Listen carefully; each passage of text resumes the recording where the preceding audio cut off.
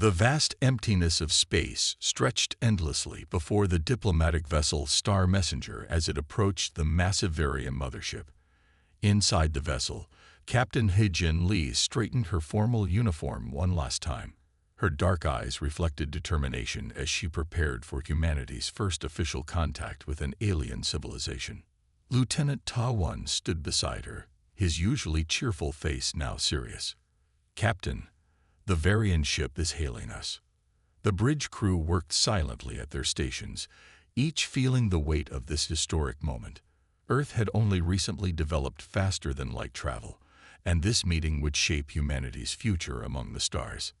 The massive holographic screen flickered to life, revealing King Doran of the Varian Empire.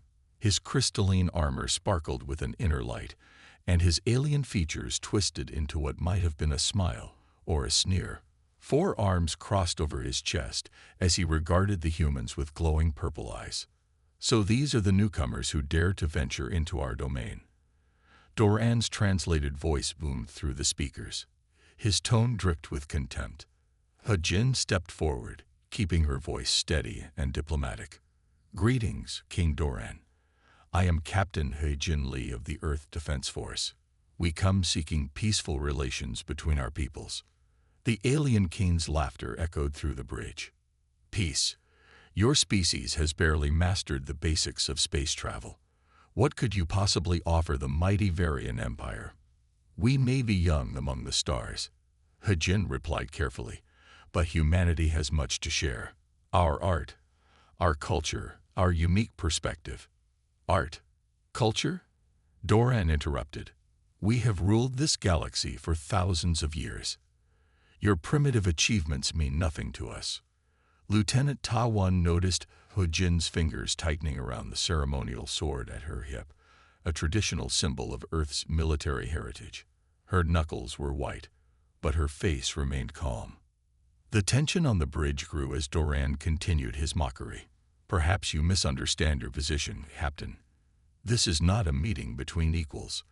This is your one chance to submit to Varian rule willingly."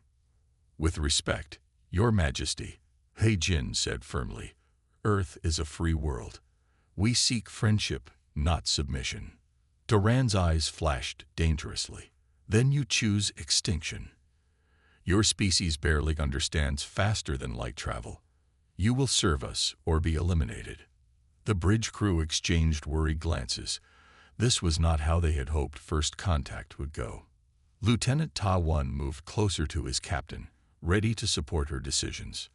"We reject your ultimatum," He-Jin declared, standing tall despite the alien king towering over her in the hologram. "Humanity will not bow to threats."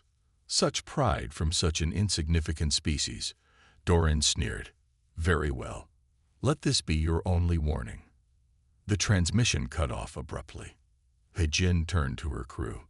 "Helm, get us out of here. Maximum speed." The Star Messenger turned away from the Varian mothership, its engines powering up for departure. But before they could engage their faster-than-light drive, multiple energy signatures lit up their sensors. "Captain," the sensor officer shouted, "they're powering weapons." "Evasive maneuvers," He-Jin ordered, but it was too late. The first shot from the Varian ship struck their engines, crippling their escape. The second hit their life support systems. As emergency alarms blared throughout the ship, He-Jin realized with horror that Doran meant to make an example of them. "All hands, abandon ship," she commanded, even as more hits rocked the vessel. "Get to the escape pods." Lieutenant Ta-Won helped coordinate the evacuation, but most of the crew never made it. The Varian weapons were devastating, designed to ensure there would be no survivors to tell the tale. From his command throne, King Doran watched with satisfaction as the human diplomatic vessel broke apart in space. The destruction of their ship would send a clear message to Earth: submit or face annihilation. But he had underestimated human nature. One escape pod, carrying Captain He-Jin Lee and Lieutenant Ta-Won, managed to slip away in the chaos. As they watched their ship's destruction through the pod's small viewport, both officers knew this was not the end, but the beginning. "This is an act of war," Hejin said quietly, her hand still gripping her ceremonial sword. "He'll regret this day." The alarms blared through Earth's furthest military outpost as Captain Hana Park's steady footsteps echoed down the metal corridor. Her dark eyes remained fixed on the massive viewing window, studying the swirling anomaly that had appeared 3 days ago. The space around the anomaly twisted and bent, creating patterns that shouldn't exist in normal space. The other officers and crew members rushed around her, their voices filled with fear and confusion. But Hannah stood still, her military training keeping her calm as she watched the event unfold.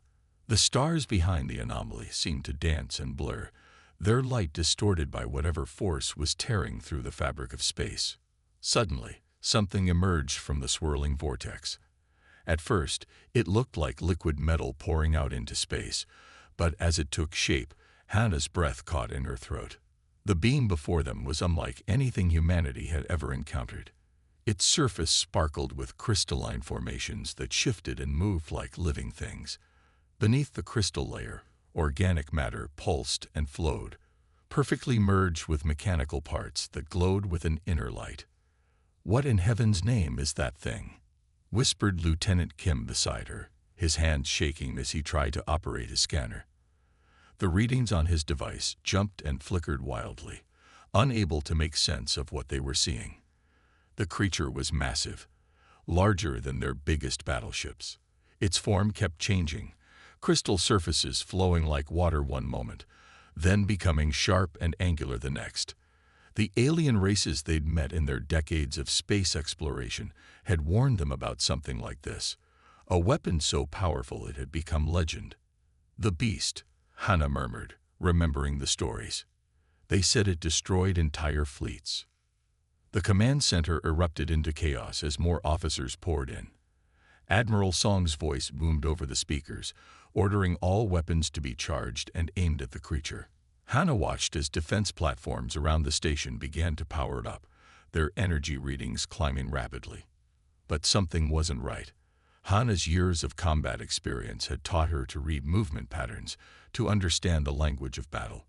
The beast's movements weren't those of an attacker. Its crystalline surfaces rippled in patterns that reminded her of a wounded animal trying to protect itself. "Wait," she said, but her voice was lost in the noise of the command center. She watched as targeting computers locked onto the creature, missiles being armed in their silos. "Wait," she said louder, but Admiral Song was already giving the order to prepare for firing. Hannah's mind raced. The stories they'd heard about the beast had all come from alien species, the same ones who had tried to destroy it. What if they were wrong? What if everyone had been wrong about it all this time? She turned and ran from the command center, her decision already made. Officers called after her, but she ignored them all. Her boots pounded against the metal floor as she sprinted toward the fighter bay. She knew she would face court-martial for this, but something deep inside told her she had to try. The bay crews stared in shock as she rushed to her fighter, climbing into the cockpit with practiced speed. Warning lights flashed as she powered up the systems, indicating she didn't have launch clearance. She ignored them all, her fingers flying over the controls. "Captain Park, stand down immediately." Admiral Song's voice crackled through her communication system. "That's an order." "I'm sorry, sir," she replied, her voice steady despite her racing heart. "But I think we're about to make a terrible mistake." The launch bay doors began to close, but Hannah had already started her engines. Her fighter shot forward, squeezing through the narrowing gap into open space. Behind her, she could hear the chaos erupting over the communication channels as the station's commanders realized what she'd done. As she flew toward the beast, its massive form filled her view screen. Up close, its beauty was even more striking. The crystals caught the light of nearby stars, creating rainbow patterns that danced across its surface. The mechanical parts hummed with energy that made her fighter sensors go crazy. "I know you can hear me," she said, broadcasting on all frequencies. "I know you're hurt. I'm not here to attack you." The beast's surface rippled, and for a moment, Hannah thought she saw patterns forming in the crystals, like it was trying to communicate. Her heart pounded as she moved closer, ignoring the frantic orders from the station to return immediately. Through their bond, Hannah felt the beast's true power. It wasn't just a weapon. It was a miracle of engineering and evolution combined. Its creators had given it abilities they themselves didn't fully understand, and in its years of solitude, it had developed even more. The station's first warning shot flashed past them. Hannah felt the beast's instinct to fight back, but she sent calming thoughts through their link. "Let me handle this," she thought, and felt the beast's trust in response. She opened a communication channel to the station. "Admiral Song, this is Captain Park. The beast is not our enemy. I've made contact. It's conscious, intelligent, and peaceful. Please hold your fire." There was a long pause before the Admiral's voice came back, thick with disbelief. "Captain, you've violated direct orders and possibly compromised humanity's security. Return to the station immediately." Hannah felt the beast's sadness at these words. It had heard them before, from other species who feared what they didn't understand. But this time was different. This time, it wasn't alone. "Sir," Hannah replied, her voice steady, "I believe this is the most important first contact humanity has ever made. The beast was created as a weapon, but it became something more. It's been searching the galaxy for someone who would try to understand it instead of destroy it. I'm asking you to be better than its creators were." Through their bond, Hannah and the beast shared their strength, their determination, and their hope. The crystal structures around them sang with harmonics that somehow carried both their essences, creating something entirely new in the process. The weapons trained on them powered down slowly. On the station, humans and aliens alike watched in amazement as the feared beast transformed its outer shell into a dazzling display of light and color. Not a show of power, but a greeting, a celebration of finally finding understanding. In that moment, both Hannah and the beast knew that everything would change. Their bond had broken barriers that had existed for centuries, proving that the most powerful force in the universe wasn't weapons or fear. It was the courage to reach out and connect. The impossible had become possible, and it was only the beginning. Earth Defense Commander Lee Jinwoo stood frozen before the main screen in Central Command, his hands gripping the steel railing until his knuckles turned white. The message playing before him changed everything. Long-range sensors had detected a massive fleet approaching Earth's space, not dozens or even hundreds of ships, but 1,000 warships moving as one unstoppable force. "Run the scans again," he ordered, his voice steady despite the fear gripping his chest. The young officer at the scanning station shook his head. "Sir, we've run it 5 times. The energy signatures are clear. They match the records we got from the beast's memory banks. These are the same beings who created it." Jinwoo closed his eyes for a moment, remembering the terrifying images Hannah had shared from her neural link with the beast. Its creators were a species of conquerors who had abandoned all emotion in pursuit of power. They had spent centuries hunting their runaway weapon across the stars, destroying any civilization that dared to shelter it. The command center burst into activity as the news spread.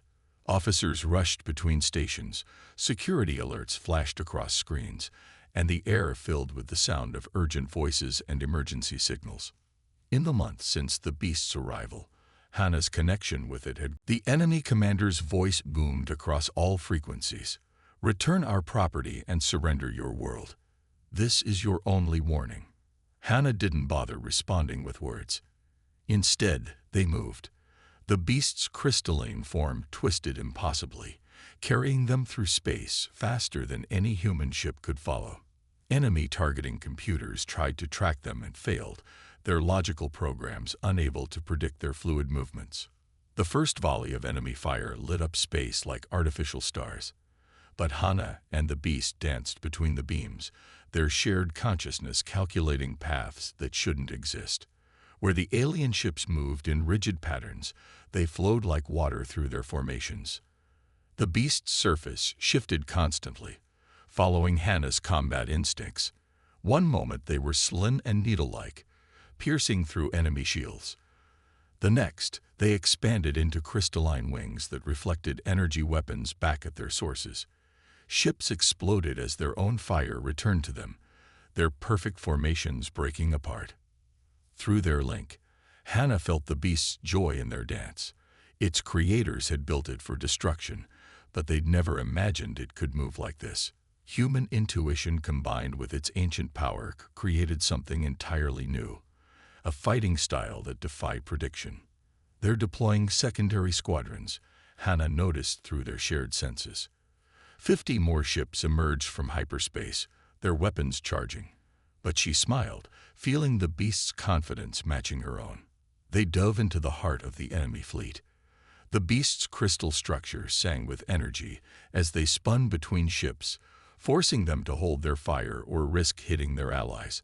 Hannah's pilot instincts guided them through gaps that seemed impossibly small, while the beast's power turned each movement into a deadly strike.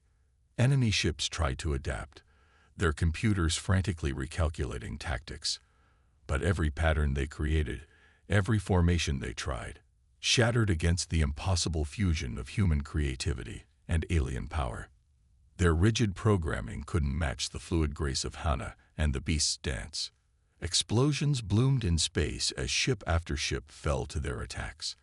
The beast's crystal surface reflected the fire like a dark rainbow, beautiful and deadly. For every 10 ships they destroyed, the enemy commanders sent 50 more. But they kept moving, kept dancing their deadly dance. Their tactics are flawed.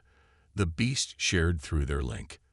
They fight as they were programmed, unable to adapt. Hannah agreed, guiding them through another impossible turn that left 3 enemy ships firing at empty space. They don't understand that true strength comes from trust, not control. The enemy commander's voice came again, this time filled with rage and confusion. How? How are you doing this?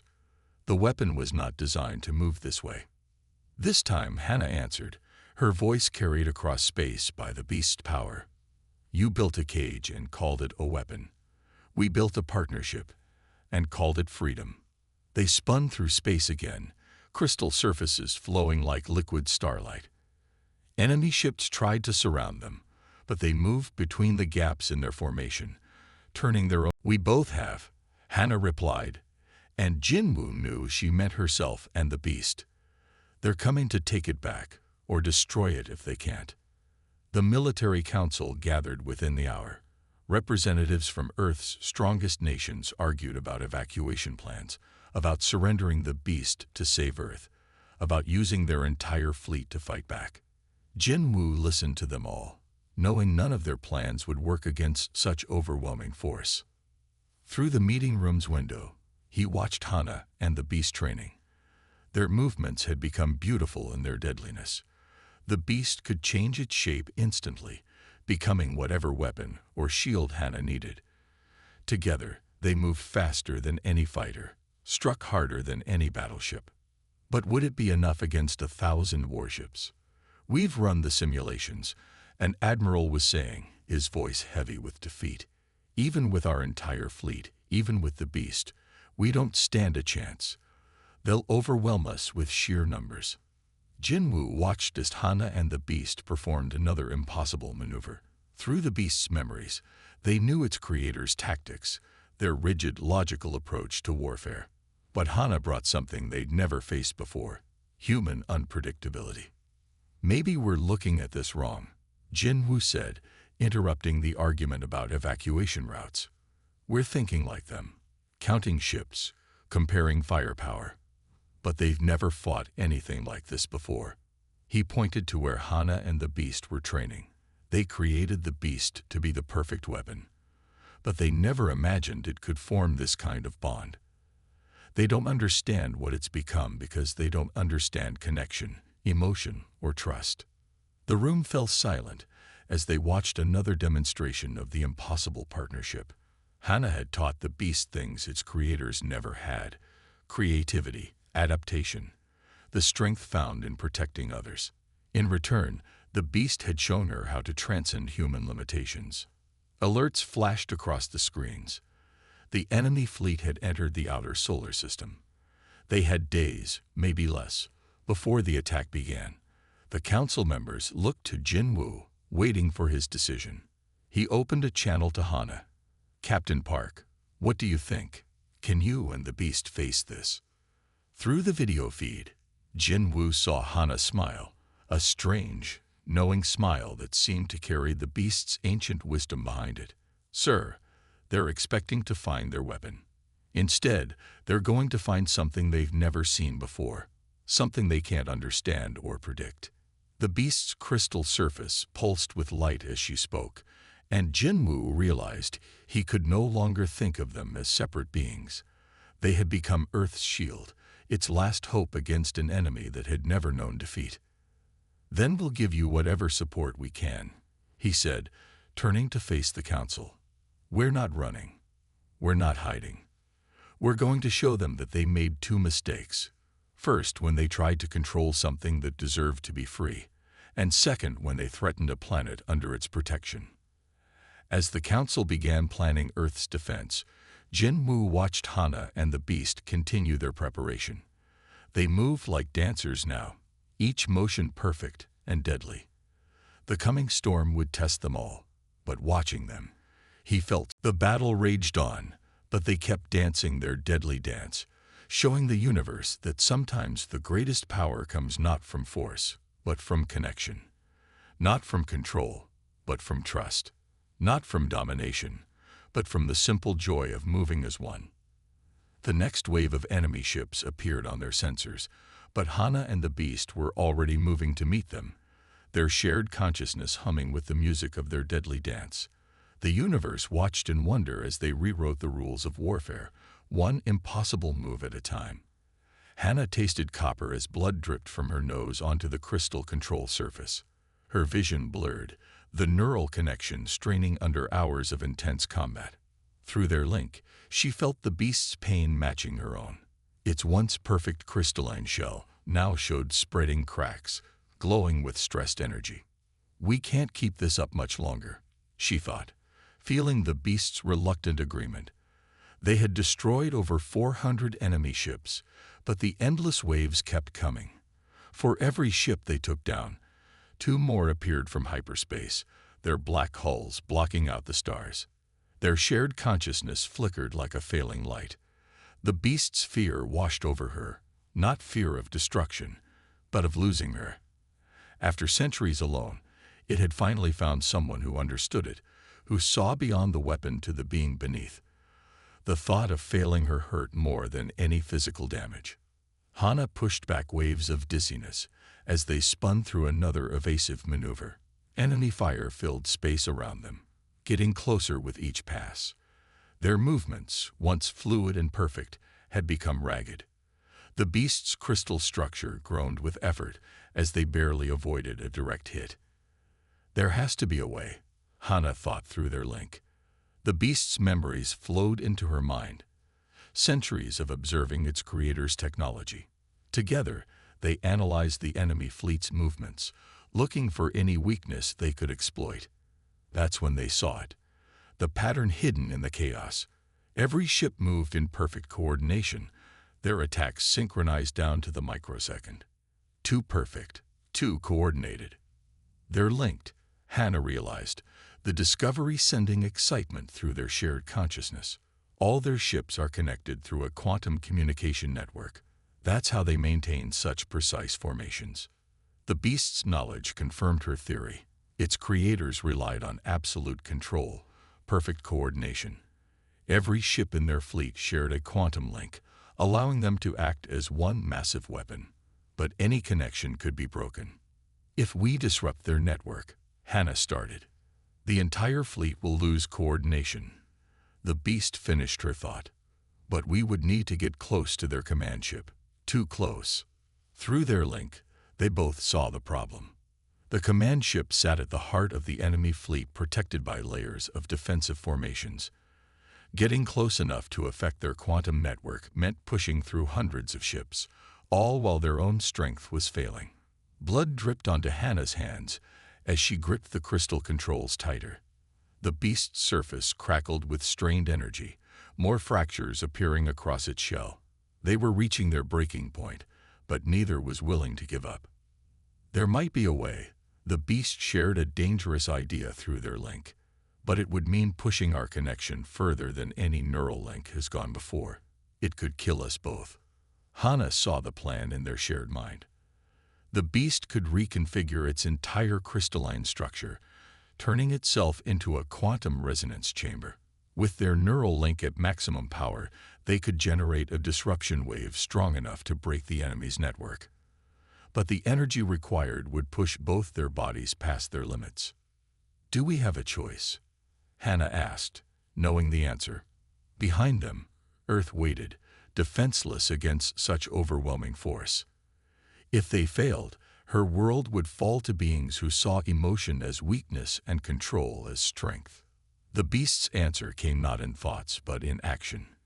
Its crystal structure began to shift, rearranging itself atom by atom. The control chamber around Hana changed, neural interfaces extending to cover more of her body. Their link deepened, pushing past barriers that should never have been crossed. Pain shot through every nerve as their consciousness merged more completely than ever before. Hana felt her awareness expand, touching every part of the beast's crystalline form. The beast felt her humanity more deeply, understanding at last the full power of human determination. Their vision blurred together until they could no longer tell where human ended and crystal began. Blood ran freely from Hana's nose and ears, but she barely noticed. The beast's shell cracked further, energy leaking from the fractures, but they pressed on. Warning signals flashed through their shared mind as they turned toward the heart of the enemy fleet. Death waited there, hundreds of ships with weapons ready, but they moved anyway, gathering speed, pushing their failing bodies to one last effort. The universe seemed to hold its breath as human and beast, friend and weapon, prepared to attempt something that had never been done before. Their shared consciousness burned like a star, pain, and determination and trust all mixed together into something new. "Ready?" Hana asked, though they were far past needing words. The beast's response came as pure emotion, trust, friendship, and absolute commitment. Together, they began their final dance, diving toward the heart of the enemy fleet, toward either victory or destruction. Their fate, and Earth's, would be decided in the next few moments. But as they moved as one being, neither human nor machine, they felt no fear. They had already achieved something greater than victory. They had proven that trust was stronger than control, that connection was more powerful than dominance. Together, they flew toward their destiny, leaving a trail of starlight and blood in their wake. The first note started as a whisper, barely audible through space. The beast's crystal structure vibrated at frequencies beyond normal matter, guided by Hana's understanding of music and harmony. Through their shared consciousness, they shaped the sound into something deadly and beautiful. Enemy ships filled space around them, their weapons charging for a final barrage. But before they could fire, the beast's surface began to change. Each crystal facet became a resonance chamber, catching energy weapons and transforming them into pure sonic force. Now, Hana thought through their neural link, her consciousness merging completely with the beast's crystalline form. Their shared awareness expanded, touching the quantum frequencies that connected the enemy fleet. Where the aliens saw perfect order, they saw music waiting to be played. They dove straight toward the enemy command ship, moving faster than human reflexes should allow. Energy beams lanced through space, but the beast's surface caught them, turning each attack into another note in their deadly symphony. Hana's piloting kept them weaving through the barrage, always just ahead of destruction. The beast's crystal structure sang louder, each facet vibrating in perfect harmony. Enemy targeting systems tried to lock on but failed as the sound disrupted their quantum links. Ships began to lose coordination, their perfect formations breaking apart as the music interfered with their shared network. Through their neural link, Hana guided the beast's song. Years of piano lessons merged with centuries of crystal manipulation. They weren't just fighting anymore. They were conducting an orchestra of destruction, using the enemy's own energy against them. The first quantum link shattered under their acoustic assault. A group of enemy ships suddenly lost connection to the network, their targeting systems going haywire. Energy beams meant for Hannah and the Beast instead struck their own allies, creating explosions that added percussion to their deadly symphony. The frequency is working, the Beast shared through their link. Its crystal surface pulsed with each note, growing brighter as they approached the command ship. More enemy vessels fell into chaos, their perfect coordination dissolving under the sonic attack. Hannah pushed them closer to the heart of the fleet, blood running freely down her face as she conducted their symphony of destruction. The Beast's crystal structure cracked further but kept singing, each fracture adding new harmonics to their song. Enemy commanders tried to regain control, broadcasting orders across all frequencies, but their voices were drowned out by the music, a song of freedom overwhelming their demands for control. Ship after ship lost connection to the quantum network, their weapons turning against former allies in a cascade of friendly fire. The command ship loomed before them, its black hull absorbing light like a void in space, but it couldn't absorb sound. The Beast's crystal song reached a crescendo, every facet vibrating at frequencies that tore through quantum links like paper. Hannah's consciousness guided the harmonics, turning the enemy's perfect order into perfect chaos. Images flowed through their neural link. The Beast's first moments of consciousness, its creator's fear when they realized it could think for itself, its long journey through space, looking for someone who would see it as more than a tool. The alien commander raised a hand, metallic fingers extending toward them. We can still purge these flaws, return it to its original purpose. But the Beast's response came through their link, clear and strong. It chose this, chose connection over perfection, understanding over power. In Hannah, it had found something its creators never offered: acceptance. Your civilization sees emotion as weakness, Hannah said, feeling the Beast's agreement. But look what we accomplished together. We defeated your fleet not through superior firepower, but through trust, through a connection you can't understand. Around them, the flagship's systems tried to reboot, but the damage from their sonic attack ran too deep. Like the connection between Hannah and the Beast, some things couldn't be controlled or calculated. The commander's cybernetic eyes studied them, trying to understand. How can such imperfection lead to victory? Through their link, Hannah and the Beast shared the answer. It wasn't about perfection. It wasn't about control. It was about finding strength and trust, in accepting each other completely. As the remaining enemy ships retreated into hyperspace, Hannah felt the Beast's joy through their connection. After centuries of running, it had found not just safety, but belonging. Earth would be its home now, and humanity its family. The alien commander watched them leave, perhaps seeing for the first time that true power didn't come from dominance. It came from understanding, from the willingness to connect rather than control. Back on Earth, celebrations erupted as news of their victory spread. But Hannah and the Beast shared something quieter through their link. Pride not in their victory, but in what they'd proven. That the most feared weapon in the galaxy needed only one thing: someone willing to listen, to understand, to trust. Their legacy would live on in the stars, a reminder that sometimes the strongest bonds are forged not in battle, but in the simple act of reaching out to connect. The Beast, once a weapon of war, had become a guardian of peace, and Hannah, the human who dared to listen, had shown the galaxy that true strength comes not from controlling others, but from understanding them. As they floated among the stars, their neural link humming with shared contentment, both knew they had changed the universe's story, not through force or fear, but through something far more powerful: the simple, profound truth that even the most fearsome creature in existence just needed a friend who could see past its surface to the being within. The stars shone brighter that day, witnessing the birth of something new, a partnership that proved love and understanding would always be stronger than fear and control. The Beast had found its home, and humanity had gained not just a defender, but a reminder that sometimes the greatest victories come not from fighting, but from choosing to listen and understand.